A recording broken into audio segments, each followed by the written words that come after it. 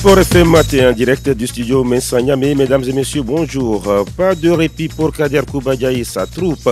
Les éperviers à prime quittent Lomé ce mardi pour Bamako dans l'optique de la manche retour du second tour éliminatoire du CHAN. Quelle nouvelle charnière centrale pour le Togo? Kader répond dans cette édition. Entre satisfaction et déception, les techniciens de football analysent les deux premières journées de la D1 de football, la saison 2024-2025. L'entame est trop dure pour Tambo et la Sebarakuda. Que savoir de l'actualité de Eloi Adjavon, le triathlète togolais qui a participé au JO Paris 2024 s'est entretenu avec Franck Nounyama. Eloi Adjavon est bien l'invité de Sport FM Matin. Marie Barzac est la nouvelle ministre des Sports dans l'Hexagone. L'ancienne directrice exécutive et héritage de Paris 2024 vit les retombées des Jeux de l'été dernier. Il sera aussi question de la NBA avec quelques résultats des matchs de la nuit dernière. C'était le sommaire. Mesdames et messieurs, voici le journal. Latif Yoruma. Le journal sur Sport FM. Tout d'abord, les nouvelles des Togolais évoluant à l'étranger. On note la qualification de Wedikou, ma fille de Sama, Koudjoukalou et bien sûr de Dogli Afi Rifela pour les 16e de finale de la Coupe féminine de France. Ailleurs, Ouro Agoro Ismaël s'est signalé en coupe également avec Naft Al-Barva. Le tour d'horizon des performances des Togolais à l'étranger avec vous, Kélia Kwesso.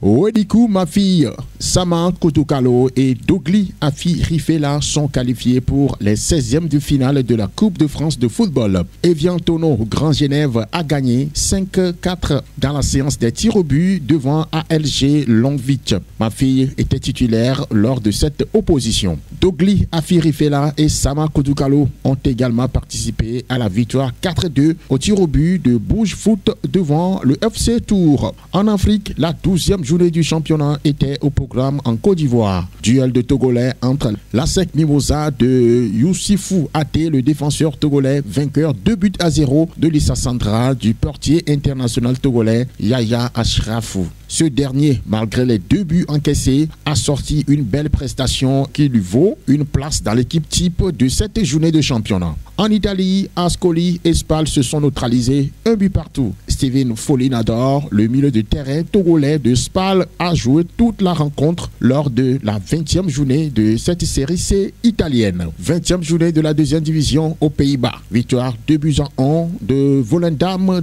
devant Graaf Chap avec 90 minutes pour Mawona Amevor, le défenseur international togolais de Volendam. Aux Émirats Arabes Unis, le week-end était consacré à la Coupe nationale. Al Ain a dominé 1-0 Al Jazeera avec Laba Fodo Kodjo, l'attaquant togolais titulaire qui a disputé l'intégralité du match. Et puis en Irak, Ouro Agoro Ismaël a trouvé le chemin des filets en Coupe nationale avec sa formation Naft Al-Basra ce week-end également.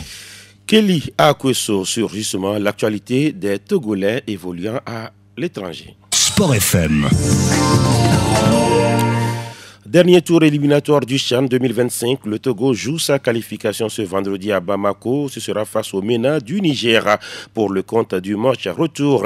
Une rencontre cruciale que les éperviers à prime vont disputer sans les 2 défenseurs centraux titulaires, Sama Abdul Halimou et Adjessi Kofic Georges. Une équation difficile, mais Kader Koubadia pense trouver la formule nécessaire pour la résoudre. Écoutons le sélectionneur national local.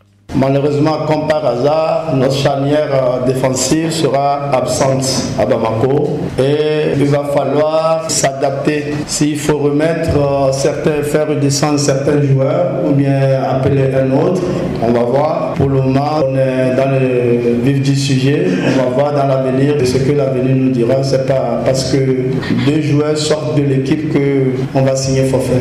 Kader Koubadia, sélectionneur des éperviers locaux. Les éperviers, justement, quittent Lomé ce mardi. Le match, ce sera le vendredi 27 décembre prochain. Ce n'est plus un secret pour personne. La D1 nationale de football saison 2024-2025 a déjà 2 journées à son compteur. 2 journées avec des fortunes diverses dans les différents états-majors. L'AS Tambo, par exemple, a perdu ses 2 premiers matchs face respectivement à l'Étoile Filante et à Unisport. Mais pas d'inquiétude, l'équipe est sur un projet de reconstruction, semble expliquer Tony Agbessi. Il est l'entraîneur des Flèches Pimentées de Dacha. Pour le moment, on ne peut pas parler de joueurs, on peut parler qu'il y a des talents, c'est le temps, il faut beaucoup de travail, il faut le temps aussi. Sinon, il y a des talents ici qu'on peut mettre en valeur. Et c'était sur ce projet que moi j'étais arrivé pour prendre l'équipe en D2 et le ramener en D1. L'idée c'était d'être une équipe en première division qui va chercher à jouer le maintien et beaucoup plus mettre ces jeunes en vitrine. Parce qu'il faut, comme vous devez le constater, le championnat togolais, il y a déjà un problème financier de toutes les équipes. Les dirigeants cherchent maintenant à avoir un retour sur investissement. Donc tous ont viré sur le projet. Je pense que ce n'est pas l'AS Tambo seul. L'AS Sautière, c'est aussi le même projet. Je pense à ASC a déjà un vivier aussi. Toutes les équipes maintenant se battent pour avoir un vivier de jeunes talents qu'il faut mettre en vitrine et puis espérer un retour sur investissement. D'ailleurs, c'était le même projet conçu par ma personne et puis le président d'honneur lorsqu'on était en D2. On avait beaucoup plus misé sur le projet. Maintenant, quand nous étions arrivés en première division, les gens étaient trop emportés. On pensait déjà que Tambo était déjà prêt pour jouer le titre. Bon, on a rasé ces jeunes talents que nous avons gardés pour monter en D2, pour ramener des joueurs déjà expérimentés en première division. Donc, c'est ce projet-là que nous venons de réactualiser. Agbessi Tony, à l'instant, il est l'entraîneur de l'AS Tambo. Le CDF Aknour fait ses premiers pas en division d'élite. Le club de Bafilo a réalisé un nul vierge face à l'AS Gbolessou pour commencer. Au-delà de quelques frustrations, c'est bon à prendre, dit William Warner. Il est le directeur sportif du CDF Aknour. Pour faire un bilan, on va prendre les matchs les uns après les autres de manière assez classique. Commencer le championnat sans prendre de but, c'est pas mal. Ça montre une certaine solidité, une bonne organisation, pas avoir été surpris par des vieux routards, mais aussi un peu de frustration de ne pas avoir mis un but, pas avoir commencé à enclencher la machine. Je rappelle qu'on était quand même une équipe particulièrement offensive sur les 2 dernières saisons avec des nombres de buts marqués, des statistiques assez élevées. Donc c'était un marqueur dans notre football. On a rarement terminé un match sans marquer de but. Ce que ça nous indique, c'est qu'on est face à un niveau différent, qu'il va falloir être meilleur. Et on est face à des défenses mieux organisées, face à des défenseurs plus aguerris. Donc voilà, c'est une bonne leçon et on a de la chance de ne pas avoir enchaîné immédiatement le deuxième match comme les autres. Ça nous permet tout de suite de respirer. Premier pas en première division nationale de football. Comment avez-vous préparé justement cette compétition ? On l'a préparé très normalement. On n'a pas vraiment changé les habitudes. William Warner, il est le directeur sportif du CDF Aknour. Il était face à Franck Nounyama. La prochaine journée de la D1 est programmée les 28 et 29 décembre prochains. Sport FM. Du triathlon dans ce journal avec le retour au pays de Éloi Adjavon, premier triathlète à représenter le Togo aux Jeux Olympiques. Éloi Adjavon a donc défendu les couleurs togolaises à Paris en juillet-août 2024. La question est de savoir comment a-t-il choisi cette discipline aux 3 épreuves qu'est le triathlon. Éloi Adjavon. Quand on a parlé de ce sport la première fois, je me suis dit, c'était d'allier 3 sports que j'aimais bien et pourquoi pas tenter cette chose. J'aime beaucoup la différence, j'aime bien tenter des choses nouvelles et que les autres ne font pas forcément. Quels sont vos modèles quand on parle de triathlon et où vos mentors ? Au début de l'entraînement, j'étais seul, donc je suivais sur une chaîne YouTube qui traite du triathlon, qui donne des conseils, des idées d'entraînement, de nutrition et ainsi de suite. Donc j'ai vraiment pris de l'information autant que je pouvais là-dessus, donc facilement accessible. Voilà, je regardais les vidéos, je disais ok, je vais faire ces entraînements-là, je vais essayer ceci. J'ai tenté de comprendre la chose. J'ai pu rencontrer un entraîneur. Voilà, on a continué à travailler, j'ai continué à apprendre. Dans le monde du triathlon, ce qui se passait, quels étaient les athlètes forts. En France, on parle forcément de Vincent Luis, qui a été une figure du triathlon français. En Angleterre, il y a le champion olympique actuel, Alexis, des athlètes au Brésil, Manuel Messias, des athlètes au Japon, Kenji Nenner, que j'ai pu commencer à regarder leur profil Instagram, me nourrir de tout ce que eux ils faisaient pour tenter de faire pareil en fait finalement. Éloi Adjavon, à l'instant, il était face à Franck Nounyama. Le triathlète togolais revient en fin d'édition. Il est notre invité. La compétition de bras de fer, on en parle. L'épreuve a lieu ce 28 décembre 2024 au terrain de basketball au stade municipal de Lomé. Chéri Adjogblé, membre du comité d'organisation, évoque ici l'opportunité d'une telle compétition.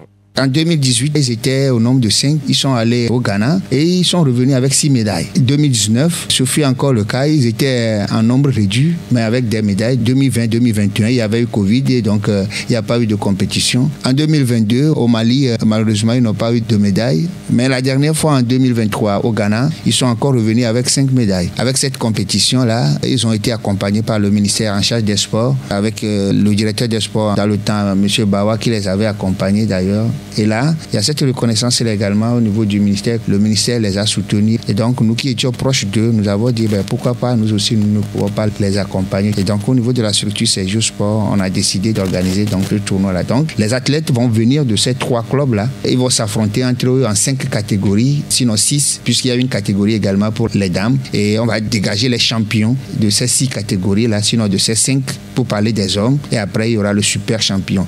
Le super champion-là, il n'y a plus question de catégorie. Quelqu'un de la catégorie de moins de 60 kg va affronter quelqu'un de la catégorie de plus de 90 kg. Chéri Adjogblé, à l'instant, membre du comité d'organisation de cette compétition, le bras de fer. Il répondait à Franck Nounyama. Vous écoutez le journal sur Sport FM et c'est en direct du studio Minsan Niamey. Dans la suite, nous évoquons le reste de l'actualité en page nationale, notamment le tournoi Cobre Sport. On parle des championnats à l'étranger avec bien sûr la Série A, quelques notes de la NBA, puis notre invité. L'info sportive en temps réel, une seule fréquence. Une seule fréquence. La 91.9. Sport FM matin, la suite, le tournoi Cobre Sport édition 2024 dispute sa phase finale le 25 décembre, jour de Noël. La phase préliminaire a été fatale au tenant du titre. Diama, notamment, a été sorti pour des raisons qu'explique ici son capitaine Koriko Chabana. Nous avons également constaté notre malchance dans cette compétition à travers le premier et le deuxième match. C'est les 2 matchs qui nous ont quand même triché. Et sinon, nous avons quand même une bonne intention. Nous avons déposé la coupe et nous allons voir quelle équipe succédera à Diamant avec fair play. Est-ce que vous avez eu un excès de confiance? Oui, un excès de confiance parce que nous sommes le club détenteur du trophée. C'est ça qui nous avait triché sur le premier match. Surtout l'équipe Zinaria qui n'a jamais battu Diamant dans toutes les compétitions. Il y avait quand même cette confiance que les Zinaria, au moins nous avons les 3 points, mais malheureusement nous avons perdu face à cette équipe et c'est ça qui a également joué sur notre moral. On s'est dit que ce n'est pas le début de notre malchance dans cette compétition. Koriko Chabana, capitaine de Gaillard Diamant, pour sa première participation à ce tournoi de Gaillard. Le club Kezembia se hisse à la phase finale. Tchakala Féchal, le président, est même ambitieux. Pour nous, déjà, dans un premier temps, c'est d'arriver à la finale. D'abord, même si on ne prend pas la coupe, il faut coûte que coûte qu'on arrive à la finale. Et les années prochaines, on verra si on peut prendre la coupe. Mais l'appétit vient en mangeant. Donc, avec tout ce qui se passe, je pense que la coupe, on l'aura. Donc, on va faire un effort pour l'avoir. C'est très louable. Moi, personnellement, il y a certaines personnes, ça fait plus de 10 ans, c'est sur ce terrain que j'ai vu certaines personnes. Et vraiment, c'est à féliciter, à encourager. Et je pense qu'il faut qu'on aide les initiateurs pour pouvoir continuer dans cette même lancée. Tchakala Féchal, président de Kezembia Gaillard. Que dire de cette première phase et quelle formule pour la phase finale prévue ce 25 décembre? Les explications de Baba Touré Ibrahim, président du comité d'organisation. Nous avons enregistré des surprises et on est tellement satisfait. Les équipes ont fait vraiment preuve de fair play. Ça, franchement, c'était merveilleux. Mais maintenant, techniquement, nous avons constaté que les équipes se sont préparées pour ce tournoi parce que tout le monde se donne. 100 heures, il n'y a pas eu de blessés. Les gens cherchent à gagner. Surtout, les nouvelles équipes qui viennent pour la première fois nous ont surpris. Et c'est ces équipes-là qui sont en train de mener la vie dure aux anciennes équipes. À l'instar de Kezembia Je vous assure, dire que Diama courbe l'échine devant une équipe naissante, c'est un peu malheureux, alors que c'est Diama qui est le détenteur de trophée. Chaque groupe qualifie 2 équipes. Les 6 équipes sont réparties en 2 groupes de nouveau qui vont s'éliminer. On aura un match des vétérans et après c'est la finale qui va se jouer. Mais avant la finale et même avant les demi-finales, il va y avoir une rencontre de tous les présidents des équipes participantes, plus les présidents des équipes de Sokolé et de Chamba. El Hadj Touré Baba Ibrahim, président du comité d'organisation de ce 12e tournoi Gaillard Cobré Sport. Sport FM. La France a un nouveau gouvernement. François Bayrou, le nouveau Premier ministre, nomme Marie Barzac au ministère des Sports, de la Jeunesse et de la Vie associative. C'est l'une des retombées de l'organisation réussie des JO Paris 2024. La patronne des sports était directrice exécutive et héritage de Paris 2024 et actrice majeure de l'organisation. Marie Barzac veut capitaliser sur l'héritage des JO de Paris pour construire l'avenir. Elle prend un poste refusé par Tony Estanguet, le président de Paris 2024. On a joué ce lundi en Série A pour le compte de la suite de la 17e journée. La bonne affaire pour l'Inter qui domine Como 2-0. Marcus Thuram a marqué. Par contre, la Fiorentina a battu 1-2 par l'Udinese, perd des points précieux dans la course au premier rôle. NBA avant l'invité avec la défaite la nuit dernière de San Antonio.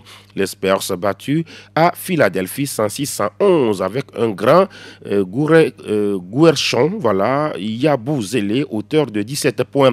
Le Français remporte ainsi son duel face à son compatriote Victor Wembanyama qui a pourtant rendu une belle copie. 26 points, 9 rebonds et 8 contres. Ailleurs, fin d'invincibilité pour Memphis, battu 110-114 par les Clippers. Sport FM. Nous accueillons notre invité Éloi Adjavon, le triathlète togolais, parle avec Franck Nounyama de comment il est arrivé au triathlon, sa participation aux Jeux Olympiques de Paris, ses préparatifs ou encore ce que représente le triathlon pour lui. Entretien Franck Nounyama, Éloi Adjavon. Éloi Adjavon, bonjour. Bonjour, bonjour. Comment se sent-on quand on arrive, on va dire, chez soi? Ça fait du bien, oui, ça fait du bien de rentrer. Ça faisait un moment que j'étais pas revenu au Togo depuis 2021. Et là, en plus, après les Jeux, c'est excellent d'être de retour et bien accueilli par Benjamin et l'équipe du comité olympique togolais. Que représente le triathlon pour Éloi Adjavon? C'est un sport de cœur. C'est un sport que j'ai découvert via une discussion que j'avais avec des amis où on cherchait les courses ou les sports les plus difficiles. Et quand on m'a parlé de ce triple effort, donc natation, vélo, course à pied, je me suis dit qu'il fallait que j'essaye ça un jour. Lorsque je l'ai découvert enfin en pratique en 2019, ça est devenu l'objet de mon obstination et de mon obsession pour me qualifier aux Jeux Olympiques de Paris, en étant, je l'espérais à l'époque, le premier triathlète togolais à se qualifier pour les Jeux Olympiques. Est-ce qu'on peut parler un peu du parcours et puis ce qui vous a particulièrement poussé vers ce sport-là, le triathlon? J'ai toujours fait de la natation depuis jeune. J'ai découvert le vélo vers les 10 ans, comme ça, où j'aimais beaucoup cette pratique. Et la course à pied aussi, pareil, j'en faisais depuis jeune. Et donc, quand on a parlé de ce sport la première fois, je me suis dit, bon, c'était d'allier 3 sports que j'aimais bien. Et pourquoi pas tenter cette chose? J'aime beaucoup la différence. J'aime bien tenter des choses nouvelles et que les autres ne font pas forcément. Quels sont vos modèles quand on parle de triathlon et où vos mentors? Au début de l'entraînement, j'étais seul, donc je suivais sur une chaîne YouTube qui traite du triathlon, qui donne des conseils, des idées d'entraînement, de nutrition et ainsi de suite. Donc j'ai vraiment pris de l'information autant que je pouvais là-dessus, donc facilement accessible. Voilà, je regardais les vidéos, je disais ok, je vais faire ces entraînements-là, je vais essayer ceci. J'ai tenté de comprendre la chose. J'ai pu rencontrer un entraîneur. Voilà, on a continué à travailler, j'ai continué à apprendre. Dans le monde du triathlon, ce qui se passait, quels étaient les athlètes forts. En France, on parle forcément de Vincent Luis, qui a été une figure du triathlon français. En Angleterre, il y a le champion olympique actuel Alexis, des athlètes au Brésil, Manuel Messias, des athlètes au Japon, Kenji Nenner, que j'ai pu commencer commencé à regarder leur profil Instagram, me nourrir de tout ce que eux ils faisaient pour tenter de faire pareil en fait finalement. Et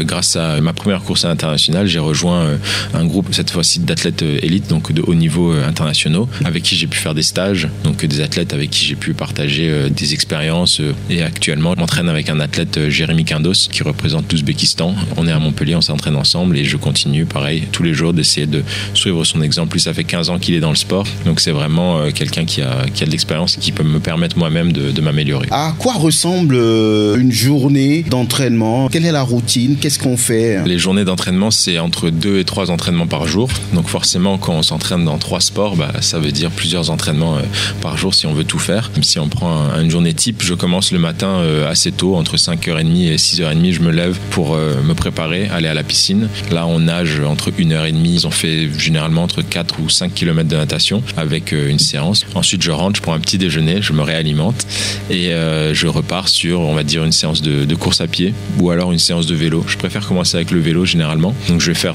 1 heure, 2 heures, 3 heures de vélo en fonction de la séance. Puis, je rentre, je prends mon repas, je fais une sieste et je repars sur la dernière séance de la journée qui sera de la course à pied.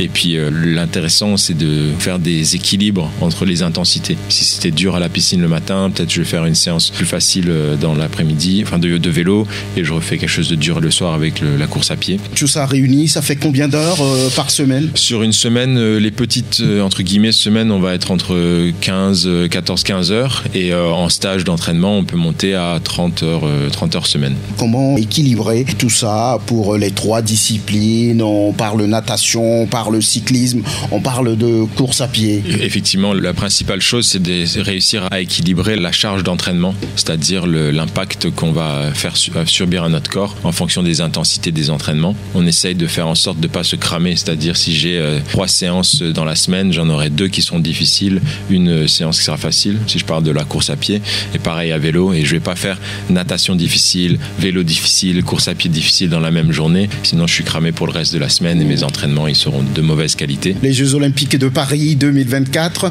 c'était votre première compétition internationale à ce niveau. On sait que les Jeux Olympiques, c'est la crème des crèmes, c'est un rêve. Alors comment l'avez-vous vécu? Effectivement, c'était la première fois que je faisais une course de ce niveau-là. Pendant ma période qualificative, j'ai couru un peu partout dans le monde, en Afrique, en Amérique et en Asie. Et j'ai fait des courses où je me retrouvais par moments très seul sur une route au milieu de nulle part à essayer de marquer des points. Et là, j'arrive à Paris, dans la capitale française, avec les meilleurs athlètes du monde dans ma discipline. Donc forcément, ça a été un choc positif. J'étais submergé d'émotions de me dire « Waouh, je suis là, je vis quelque chose d'unique ». Je compte le nombre d'athlètes qu'on est 55. Il y a 1000 athlètes sur le classement mondial et il y en a d'autres qui n'y sont pas encore. Et je fais partie de ces 55 qui vont participer aux Jeux Olympiques de Paris. Et ouais, ça a été magnifique. Merci, à très bientôt et surtout bon séjour ici. Akpe. Franck Nonyama dans l'entretien avec Éloi Adjavon, le triathlète togolais. Bien fini pour cette édition mise en onde par le duo Pélagie Mekoum Olivier Koudjo. Je suis Latif Yoroma. Merci surtout de nous avoir suivis.